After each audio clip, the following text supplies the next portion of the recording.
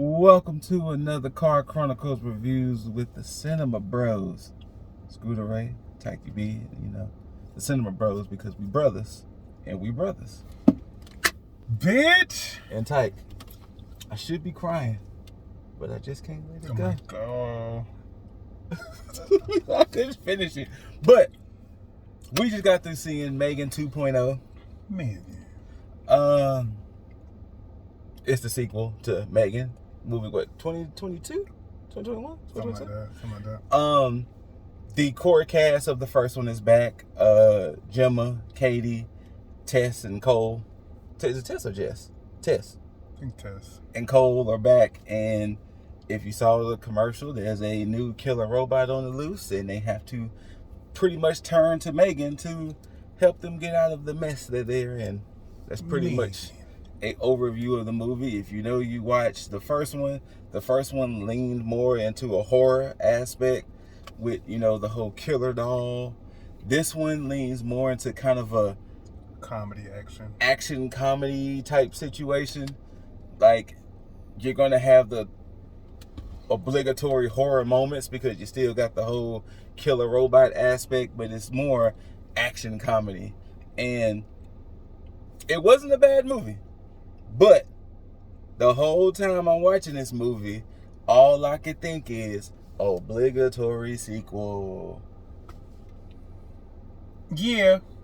Obligatory sequel. That the first one made money. The first one did so well. And then they had a popularity. But I would sequel. say though, for them, they didn't try to do something that is not.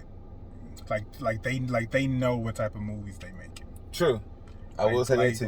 Like they know it's camp. They know that, and they lean into it. They're not coming in here trying to give you No Country for Old Men. You know what I'm saying? And it was very on the nose with the themes of the whole AI and our fear of AI today and things like that. It was very on the nose. I enjoyed myself. Yeah, I enjoyed it. Like I said, it just felt like obligatory sequels. It did not that obligatory sequels. Granted, no matter how fun it was, it still could have been something that I saw like later. Yeah, so if you're new here, if you've been here, we have a rating system. Trash, I got the pass. Could have waited for streaming. Movie FOMO. This is cinema.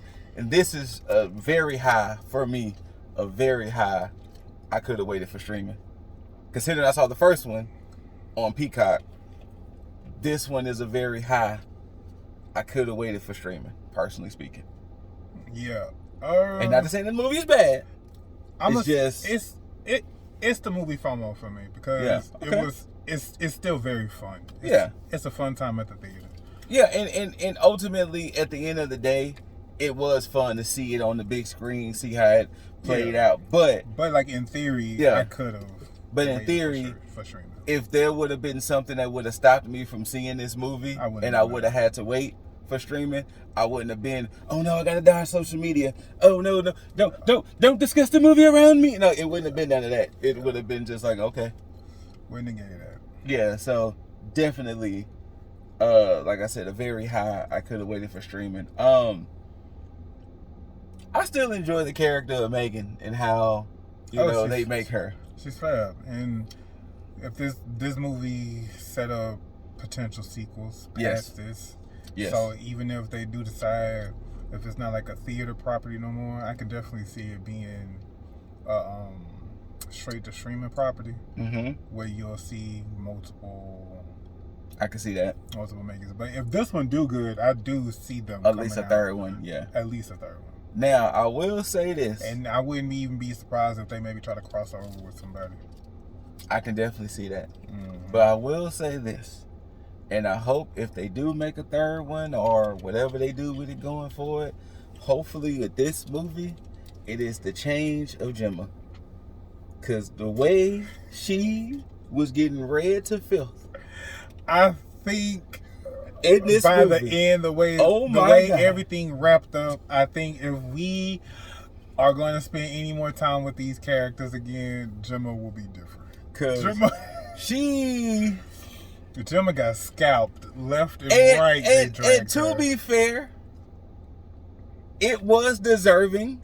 It was, but every scene she was in, yeah, she got drugged pretty much. And you can also see her intentions of why she was doing the things she does, but it comes off as just so. And let's just face it, it's enjoyable watching Allison Williams get dragged. Yes, she has a very expressive face, so when she does get dragged, she reacts in a very great way. Considering how just non-expressive she was in Get Out. Like, it's just to see her just it's so good. Like, but yes, it's a fun, like I said, if you love the property, enjoy the property, it's a fun time to at least just see it. If you have reservations and you don't want to come out the money, or you could just wait, by all means just wait, because I'm pretty sure the way movies go, this is gonna be in Peacock in like September. You know, depending on how much money it make, it's gonna be on Peacock in like September. So maybe October, in time for like Halloween. But yeah, the action was cool. Some of the little jokes, some of the little moments was cool. But overall, I'm definitely gonna say it did have some great action though. Mm-hmm. But yeah, I got movie FOMO. You know what I'm saying? If you want to see some robots kicking some butt, you got right at FOMO. And you know what I'm saying? A minor spoiler, if you want to see a minor musical number, there you go.